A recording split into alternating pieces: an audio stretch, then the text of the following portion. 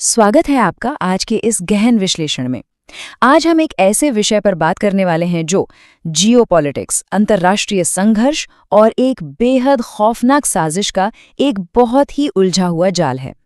ये एक ऐसी ऐतिहासिक घटना है जिसने पूरे भारतीय उपमहाद्वीप को हिलाकर रख दिया था। आज के इस चर्चा में हम पूर्व प्रधानमंत्री राजीव गांधी की हत्या के पीछे के उन पलों, उन कारणों और उस पूरी प्लानिंग का डिकोड करेंगे जो आज भी इतिहास के पन्नों में दर्ज है। ये कोई रातों रात हुई घटना नहीं थी, बल्कि कई सालों से चले आ रहे एक बहुत ही खूनी संघर्ष का परिणाम था। जरा सोचिए, 21 मई 1991 की शाम के 4 बज रहे थे। श्रीलंका में जो इंडियन एम्बेसी है, वहां अचानक एक अनजान नंबर से फोन आता है। फोन करने वाला व्यक्ति बस एक ही सवाल पूछता है, क्या राजीव गांधी अभी भी जिंदा है? रोंगटे खड़े कर देने वाली बात है ना। ये फोन कॉल उस भयानक त्रासदी का एक सीधा इशारा था जिसे महीनों की प्लानिंग के बाद अंजाम दिया जाने वाला था। लेकिन उस वक्त किसी को भी इस बात का हल्का सा भी अंदाजा नहीं था कि अगले कुछ ही घंटों में क्या होने वाला है। तो चलिए अपनी इस चर्चा को आगे बढ़ाते हैं और देखते हैं कि हम आज क्या क्या कवर करने वाले हैं। हम शुरुआत करेंगे उस रात से जिसने पूरे देश को झकझोर दिया। फिर समझेंगे इस विवाद की असली जड़ें, वो शांति समझौता जो बिल्कुल उल्टा पड़ गया, हत्या की पूरी खौफनाक प्लानिंग, श्री पेरुम्बदूर का वो आखिरी मंजर और अंत में दशकों तक चलने वाली लंबी कानूनी लड़ाई।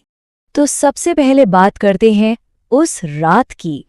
21 मई 1991, एक ऐसी रात जिसने पूरे भारत को हिलाकर रख दिया। शाम के 6 बजे थे। विशाखापट्टनम में संचार उपकरण यानी कम्युनिकेशन डिवाइस खराब होने की वजह से राजीव गांधी की फ्लाइट डिले हो जाती है।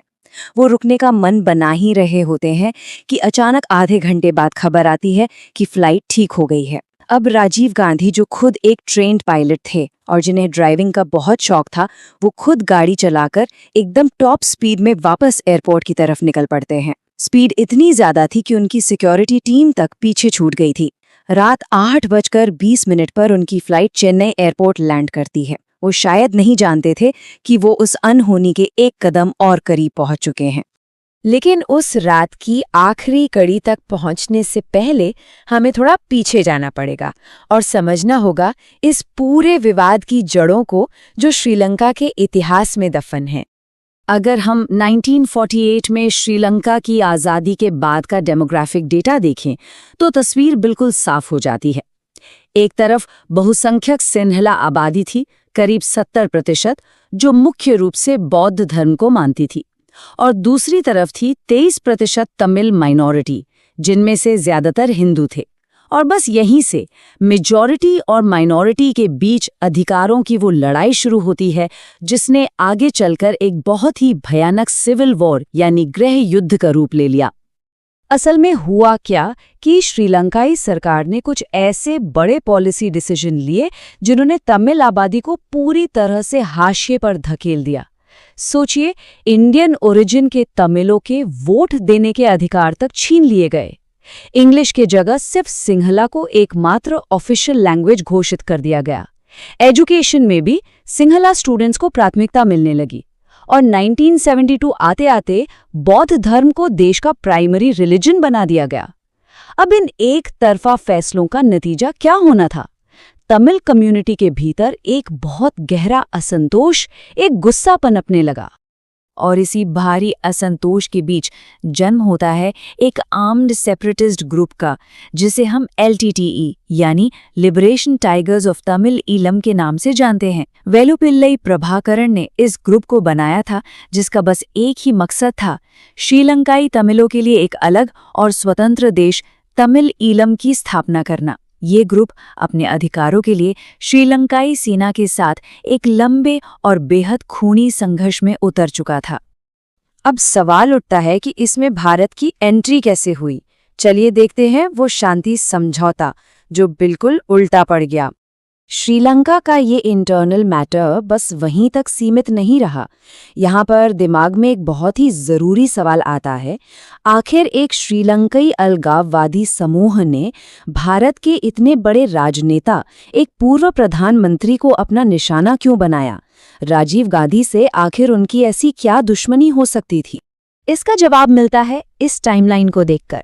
जून 1987 में भारत ने ऑपरेशन पूमलाई चलाया, जिसमें श्रीलंका के तमिल बहुल इलाकों में आसमान से राहत सामग्री गिराई गई। फिर अगले ही महीने जुलाई 1987 में राजीव गांधी और तत्कालीन श्रीलंकाई राष्ट्रपति जयवर्धने के बीच एक पीस अकॉर्ड यानी शांति समझौता साइन होता है। इस समझौते के तहत भारत अपनी पीस कीपिंग फोर्स IPKF को श्रीलंका भेजता है। पर यहाँ सब कुछ गड़बड़ हो गया। इस फोर्स का काम था LTTE से हथियार डलवाना, लेकिन इसके नतीजे में इंडियन आर्मी और LTTE के बीच ही सीधा और भयानक युद्ध शुरू हो गया। और बस यही वो एक फैसला था जिसने LTTE की नज़रों में राजीव गांधी को सबसे बड़ा दुश्मन बना दिया। दुश्मनी तो तय हो चुकी थी। तो बढ़ते हैं आगे और देखते हैं हत्या की उस खौफनाक साजिश की तरफ, जिसकी हर एक डिटेल को बिल्कुल बारीकी से प्लान किया गया था। आपको सुनकर शायद विश्वास न हो कि कातलों ने इस घटना का बाकायदा ड्राई रन भी किया था। 7 मई को चेन्नई में पूर्व प्रधानमंत्री VP सिंह की एक रैली थी। इस साजिश के मास्टरमाइंड शिवरासन ने अपनी टीम को वहां भेजा। उन्होंने क्या किया?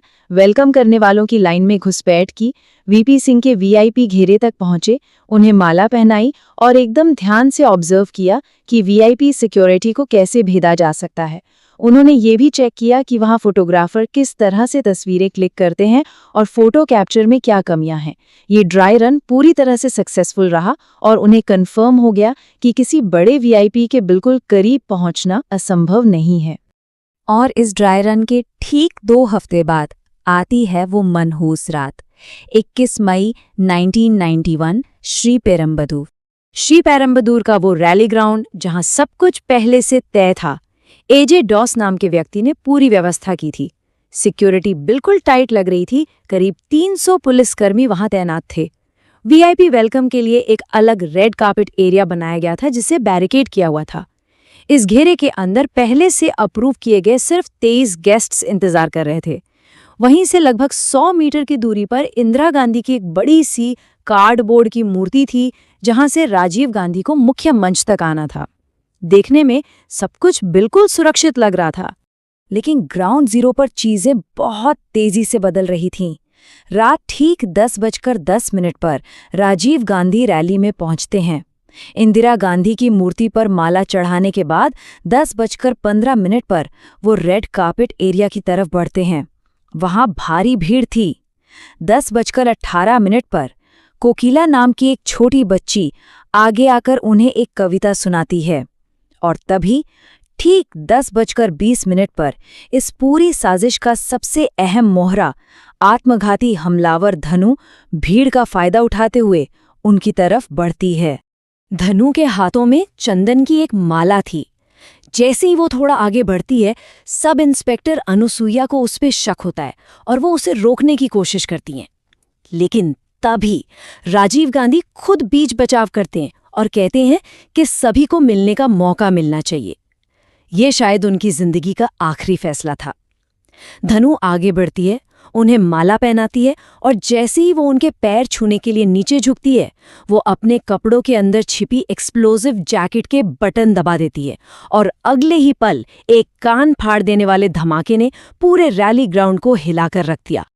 उस धमाके के बाद जो मंजर था, उसे शब्दों में बयां करना भी मुश्किल है। इस दुखद हादसे में 18 लोगों ने अपनी जान गंवा दी, जिसमें खुद राजीव गांधी, सुरक्षाकर्मी, पुलिस अधिकारी और आम लोग शामिल थे। धमाके के बाद वहां इतनी अफरा तफरी और धुआं था कि हमारे एक पूर्व प्रधानमंत्री की पहचान सिर्फ उनके पहने हुए लोट्टो ब्रांड के जूतों से ही की जा सकी। ये डिटेल्स अपने आप में इतनी दर्दनाक हैं कि सुनकर ही रोंगटे खड़े हो जाते हैं।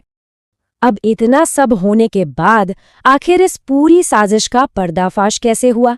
CBI इन्वेस्टिगेशन टीम के लिए इस केस का सबसे बड़ा टर्निंग पॉइंट बना एक कैमरा, जो हरिबाबू नाम के एक शख्स की डेड बॉडी पर मिला था।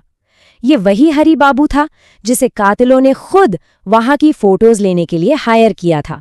उस कैमरे में रिकॉर्ड हुई आखिरी 10 तस्वीरों ने ही पूरी साजिश खोलकर रख दी। उन्हीं फोटोज से जांच की दिशा तय हुई और उन कातिलों के चेहरे दुनिया के सामने आए। इन्वेस्टिगेशन हुई, गिरफ्तारियां हुई, लेकिन इसके बाद शुरू हुआ दशकों तक चलने वाला एक बेहद लंबा लीगल सागा। इस कानूनी टाइमलाइन को जरा ध्यान से देखिए। जनवरी 1998 में टाडा कोर्ट ने 26 आरोपियों को मौत की सजा सुना दी।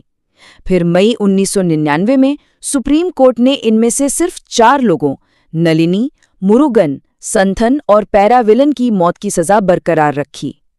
इसके बाद शुरू हुआ दया याचिकाओं यानी मर्सी पिटिशंस का एक लंबा सिलसिला। डिले इतना ज्यादा हुआ कि फरवरी 2014 में सुप्रीम कोर्ट ने याचिकाओं के निपटारे में हुई हद से ज्यादा देरी के कारण मौत की सजा को उम्र कैद में बदल दिया। और आखिरकार 2022 में सुप्रीम कोर्ट ने अपनी असाधारण शक्तियों का उपयोग करते हुए बाकी बचे सभी दोषियों को रिहा करने का आदेश दे दिया। 31 साल, जरा सोचिए इस बारे में। ये वो समय है जो दोषियों ने जेल की सलाखों के पीछे बिताया। दया याचिका राष्ट्रपति की टेबल पर 11 सालों तक बस पड़ी रही, धूल खाती रही, और इसी एक असाधारण डिले ने अंतिम फैसलों को पूरी तरह से पलट कर रख दिया। मौत की सजा उम्र कैद में बदली और बात अंत में रिहाई तक पहुंच गई। और इसी के साथ हम एक बेहद गहरे और विचारोत्तेजक सवाल पर आकर खड़े हो जाते हैं। जब न्याय में दशकों की देरी हो जाए, जब देश के एक पूर्व प्रधानमंत्री की हत्या के मामले में भी दया याचिकाएं सालों तक फाइलों में दब जाएं, तो क्या वो फाइनल आउटकम सच में न्याय की तरह महसूस होता है? क्या इससे कानून या पीड़ितों की सच्ची सेवा होती है, या फिर ये सिर्फ बीते हुए वक्त के साथ किया गया एक समझौता बनकर रह जाता है? ये एक ऐसी सोचने वाली बात है जो इस चर्चा के खत्म होने के बाद भी लंबे समय तक हमारे साथ रहेगी।